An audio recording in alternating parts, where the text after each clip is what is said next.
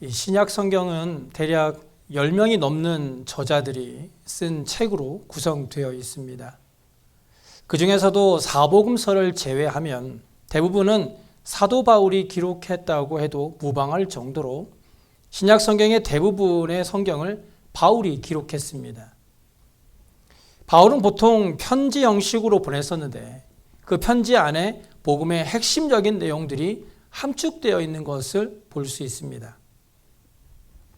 그 중에서도 오늘 본문의 이 로마서는 바울이 어떤 사람이었는가를 가장 잘 보여주는 책이라고 할 수 있습니다.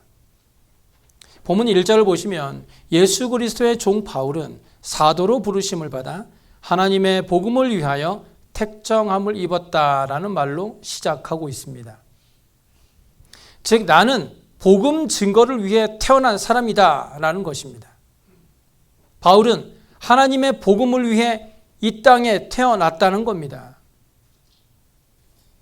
심지어 사도행전 20장 24절을 보시면 내가 달려갈 길과 주 예수께 받은 사명 곧 하나님의 은혜의 복음을 증언하는 일을 마치려 하면은 나의 생명조차 조금도 귀한 것으로 여기지 않았다고까지 말하고 있습니다. 한마디로 바울은 복음에 미친 사람이었던 겁니다. 이렇게 복음에 미친 바울이 이 로마서를 기록하게 된 동기는 먼저 구원의 동기입니다. 우리는 우리 자신이 예수 그리스도를 누구보다 잘 믿어왔다라고 생각합니다. 하지만 로마서를 자세히 읽다 보면 우리들의 신앙의 허점들을 발견하게 됩니다. 우리의 신앙의 과장된 부분, 왜곡된 부분, 편중된 부분들이 전부 드러나고 그래서 이제 그런 신앙의 허점들이나 헬라인이나 야만인이나 지혜 있는 자나 어리석은 자에게 구원을 주시는 하나님의 능력을 통해 바르게 고쳐지고 세워지게 되는 것입니다. 두 번째, 이 바울의 로마서를 기록한 동기는 선교적 동기입니다. 이스라엘이 복음을 배척한 결과 이 복음이 이방 세계로 전파되게 됩니다.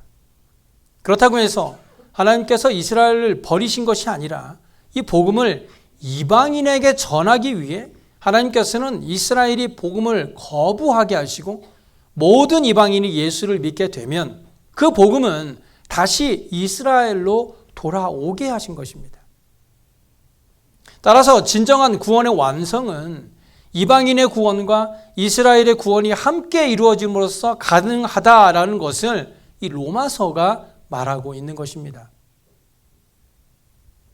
마지막으로 로마서는 진정한 그리스도인의 삶이 무엇인가를 제시하기 위해 쓰여졌습니다. 많은 사람들이 자기 나름대로 다 예수를 잘 믿는다라고 생각하고 있습니다. 나 정도면 신앙생활 잘하고 있지라고 생각하죠.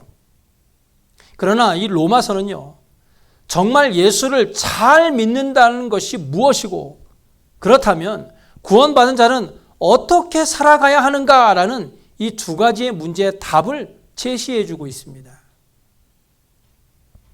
그런데 이 로마서는요, 사도행전과 떼놓을 수가 없죠. 오히려 사도행전의 심정을 가지고 이 로마서를 읽어 나아가야 합니다. 로마서는 사도행전에서 태어난 것이기 때문에 로마서만 따로 떼어서 신학적으로 성경 공부하듯이 따로 읽으면 안 됩니다. 바울은 1차, 2차 선교 여행을 마친 후에 이 3차 선교 여행이 끝날 무렵 고린도에 갑니다. 고린도에 간 바울은요, 3개월 동안을 고린도에 머물면서 바로 그곳에서 이 로마서를 쓰게 되죠. 그때 바울의 몸과 마음과 생각은 온통 선교로 가득 차 있었습니다. 선교밖에 몰랐어요. 그래서 바울은 사도행전의 심정을 가지고 로마에 있는 그리스도인들에게 복음이 무엇인지를 소개하고 있는 것이 바로 이 로마서인 것입니다. 그런데 특이하게도 이 로마서는요, 바울의 자기소개로 시작되고 있습니다. 바울이 로마서를 시작하면서 자기를 소개하게 된 데에는 그럴 만한 이유가 있습니다. 불과 얼마 전까지만 해도 그리스도인들을 핍박하고 잡아가던 사람이 돌연 갑자기 변하여 이제는 그리스도의 복음을 전하고 있으니 그의 편지를 받아보는 사람들이 바울을 의심할 수밖에 없었던 것이죠. 혹시라도 바울이 거짓으로 글을 써서 오히려 예수 믿는 사람들을 모조리 싹 다 잡아가지 않을까 하는 의심이 들 수밖에 없던 상황이었던 것이죠. 그래서 바울은요, 로마서를 시작하면서 먼저 자기를 소개하고 있습니다. 1절을 다시 보시면 예수 그리스도의 종 바울은 사도로 부르심을 받아 하나님의 복음을 위하여 택정함을 입었다. 먼저 바울은 자신을 예수 그리스도의 종이라고 서슴없이 말하고 있습니다. 인간은요, 자기를 만드신 분을 만나기 전까지는 자신의 존재를 이해하지 못합니다. 절대로 인간은 자기 스스로 자기의 인생을 깨달을 수 없어요. 그런데 바울은 이 다메섹 도상에서 예수님을 만난 후 인생이 완전히 달라집니다. 그리고 그가 이렇게 말하죠. 나는 그리스도의 종이다. 나는 그리스도의 종이다. 여기 종이라는 말은 노예라는 말입니다. 노예. 노예는 자기의 인생이 없는 사람이죠. 자기의 의지가 없는 사람입니다. 어떻게 보면 인간의 모든 특권을 다 빼앗겨버린 사람을 노예라고 합니다. 모든 사람들이 노예를 싫어하지만 특히 이스라엘 백성들에게는 노예라는 단어가 노이로제 걸릴 정도입니다. 하나님께서는 노예로 있던 이스라엘 백성을 애굽에서 건지셨고 바벨론에 70년간 노예로 있을 때에도 구원해 주셨습니다. 또한 사람들에게 마귀에게 종노릇하는 것을 보시고 예수 그리스도를 보내셔서 십자가에 달려 죽게 하심으로 마귀의 종살이를 하고 있는 인간들을 끄집어내어 하나님의 자녀로 삼으시고 모든 종살이를 끝내버리셨습니다. 그래서 사도 바울은요, 갈라디아서 5장 1절에 그리스도께서 우리를 자유롭게 하려고 자유를 주셨으니 그러므로 굳건하게 서서 다시는 종의 멍에를 매지 말라라고 말씀했는데 오늘 본문에서는 스스로를요 그리스도의 종으로 소개하고 있어요. 이것은 충격적인 자기 이해입니다. 아무리 큰 은혜를 입었어도 내가 그 은혜를 갚겠습니다, 갚겠다라고 말하지 종이 되겠다라고 하지는 않습니다. 그런데 바울은 기꺼이 그리스도의 종이 되겠다라고 선언하고 있는 거예요. 또한 바울은 사도로 부르심을 받았다라고 말합니다. 내가 종이다라는 것은 자기가 스스로 결정하는 거지만 내가 사도다라는 것은요, 하나님으로부터 초청을 받아야 가능한 겁니다. 여기서 사도가 뜻하는 것은 예수님의 12명의 제자를 사도라고 합니다. 그런데 예수님이 직접 부르지도 않은 제자도 아니면서 자신을 가리켜 사도라고 부르고 있는 것이죠. 이것은요, 부활하신 예수님을 직접 만난 후에 예수님으로부터 직접 부여받은 직분이다라는 것을 강조하는 거예요. 그리고 바울은 하나님의 복음을 위하여 부르심을 받은 사람이었습니다.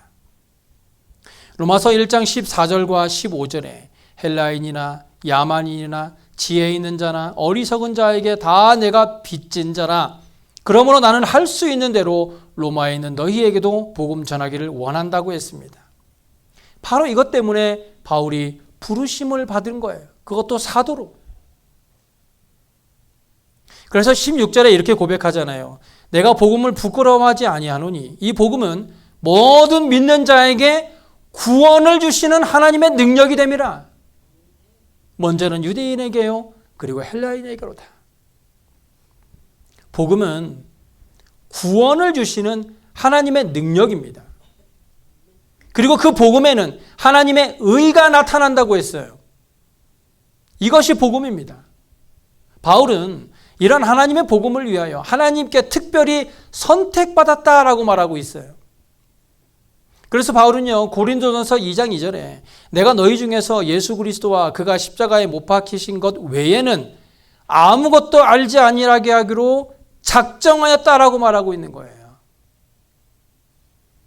바울이 복음을 만난 이후로는 그의 전공, 지식, 미래, 인격, 그의 모든 것을 한마디로 함축할 수 있는데 그것이 바로 복음입니다. 따라서 이 로마서 전체의 주제를 한마디로 함축한다면 오늘 말씀의 제목인 복음을 위하여라고 할 수 있습니다. 복음을 위하여.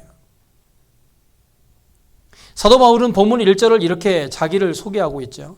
나는 예수 그리스도의 종이다. 나는 하나님으로부터 부름받은 자다. 나는 하나님의 복음을 위해 사는 사람이다. 그렇다면 여러분은 자신을 어떻게 소개하시겠습니까? 나는 이런 사람입니다. 만약 우리가 바울처럼 자신을 소개할 수만 있다면 그분이야말로 정말 세상을 변화시킬 수 있는 사람 아닐까요? 그렇다면 하나님의 복음이라는 이 말의 뜻은 어떠한 것이 담겨져 있을까? 하나님의 복음이라는 뜻에는요, 하나님께 속한 복음이라는 뜻도 있지만 하나님으로부터 온 것이라는 뜻도 담겨져 있습니다. 하나님으로부터 온 것. 복음이라는 단어가 헬라어로 유앙겔리온이라는 말인데요. 그 뜻이 좋은 소식, 영어로 good news, 즉 기쁜 소식, 복된 소식을 가리켜 복음이라고 말합니다. 한국에서는 옛날부터 까치가 울면 좋은 소식이 있을 것이라고 해서 새 집 마당에 까치가 우는 것을 좋은 소식이라고 굉장히 좋아했습니다. 이와 같이 모든 사람들이 좋은 소식을 기다립니다. 그런데 우리에게 있어서 가장 좋은 소식은 바로 하나님의 복음입니다.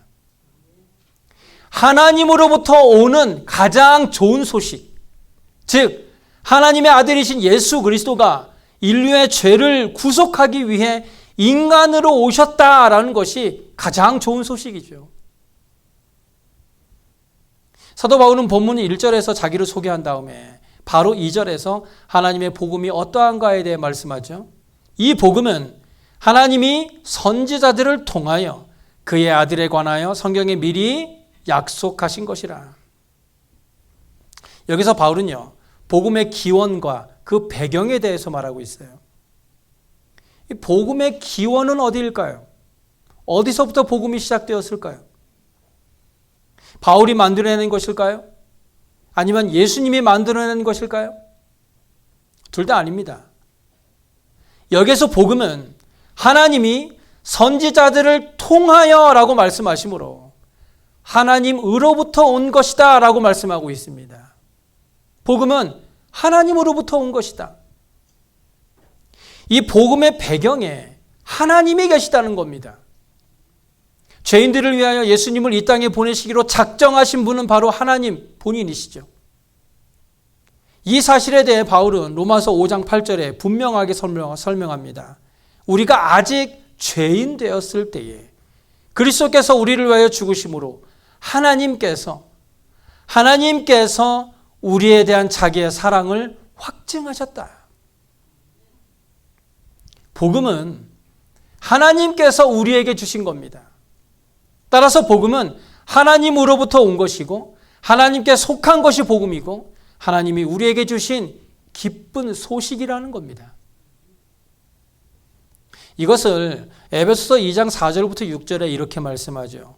긍휼이 풍성하신 하나님이 우리를 사랑하신 그 큰 사랑을 인하여 허물로 죽은 우리를 그리스도와 함께 살리셨고 너희는 은혜로 구원을 받은 것이라 또 함께 일으키사 그리스도 예수 안에서 함께 하늘에 앉히시니.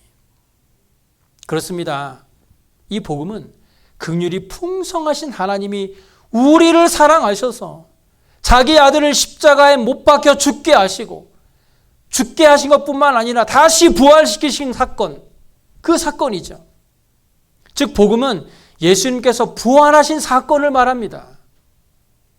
허물로 죽은 우리를 예수 그리스도의 부활과 함께 다시 살리신 사건이 복음이에요. 우리는 십자가와 함께 죽었고 예수님의 부활과 함께 다시 살아났습니다. 성경에서는 우리를 살리신 것뿐만 아니라 우리를 그리스도와 함께 하늘에서 왕노릇하게 하셨다라고 말하고 있어요. 이 얼마나 놀라운 축복입니까? 그러면서 바울은 복음의 배경에 하나님이 계시다라는 것과 함께 또 한 가지 중요한 것을 말씀하고 있는데요. 그것은 복음의 핵심인 예수님에 관한 사건이 꾸며낸 이야기가 아니라 이미 오래전에 선지자들로 말미암아 성경에 약속된 사건이라고 말씀하고 있습니다. 메시아에 대한 예언은 성경과 함께 시작합니다. 성경에 기록된 예언서는 여러 가지 모양으로 메시아가 올 것이다, 하나님이 약속하신 그분이 반드시 올 것이다, 인류의 구원자가 올 것이다 라고 예언하고 있었다는 거예요. 바울은 로마서를 통해서 이것을 여러 번 계속해서 강조하고 있습니다. 3장 21절에도 이제는 율법 외에 하나님의 한 의가 나타났으니 율법과 선지자들에게 증거를 받은 것이다 라고 말씀하고 있죠. 복음은 율법이 아니고 구약에서는 율법을 주었는데 이제 율법 외에 한 의가 나타나게 됐는데 그 의는 이미 구약의 율법서와 예언서에서 예언자들에 의해 선지자들에 의해 이미 증거를 받은 것이다 라고 증거하고 있는 겁니다. 이것을 로마서 16장 25절부터 27절에 자세하게 기록하고 있죠.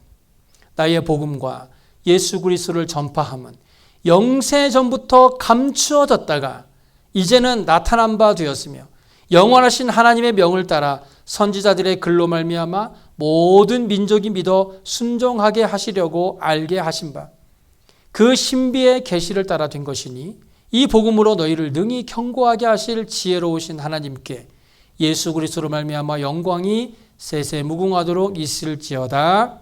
아멘. 이게 로마서의 맨 마지막 말씀입니다. 로마서 1장과 3장 그리고 이 16장은 모두 복음이 비밀이었다는 거예요. 감추어졌었다는 겁니다. 복음은 우주가 창조되기 전부터 하늘에 숨겨진 비밀이었는데 그 비밀이 이제 나타난 거예요. 감추어졌던 것이 영원하신 하나님의 명령을 따라 이미 예언자들로 말미암아 그 약속이 글에 기록되었다는 거예요. 이것이 복음입니다. 이 복음의 기원은 깊고 영원한 거예요. 복음은 하나님으로부터 온 영원한 하늘의 비밀이 예수 그리스도를 통해 이 땅에 온 것이고 성경에 기록된 것이고 예언된 것이고 약속이 성취된 것이에요. 그러면서 이제 바울은 그렇다면 복음은 무엇인가에 대해서 두 가지로 설명합니다. 첫째는 예수 그리스도의 인간적인 기원에 대해서 말하죠. 즉 예수 그리스도는 사람이었다, 사람이다 라는 것입니다. 두 번째, 신적인 기원인데 그가 하나님이시다 라는 겁니다. 3절을 보시면 그의 아들에 관하여 말하면 육신으로는 다윗의 혈통에서 나셨다. 하나님으로부터 온 기쁜 소식인 이 예수 그리스도는요, 육신으로는 다윗의 혈통에서 난 사람이라는 겁니다.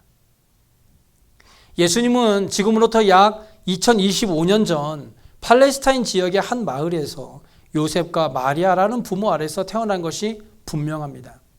그러나 그는 단순한 남자와 여자 사이에 태어난 아들로서만이 아닌 놀라운 비밀이 있죠.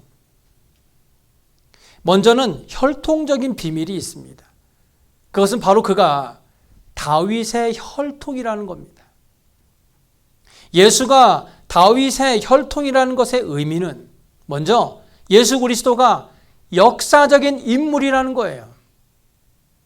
그는 가계와 혈통에 의해서 태어난 사람입니다. 그래서 이 마태복음의 시작이 아브라함과 다윗의 자손 예수 그리스도의 계보라라고 기록하고 있는 거예요. 예수님의 시작이 하나님의 아들이다라고 시작한 것이 아니라 인간의 아들이라고 말하고 있습니다. 우리 조상 대대로 태어났던 우리 가문의 사람이라는 것을 설명하고 있는 거예요. 마태복음 1장을 보시면 아브라함부터 다윗까지 14대고 다윗부터 바벨론 이주까지 14대, 바벨론 이주로부터 예수 그리스도까지 14대입니다.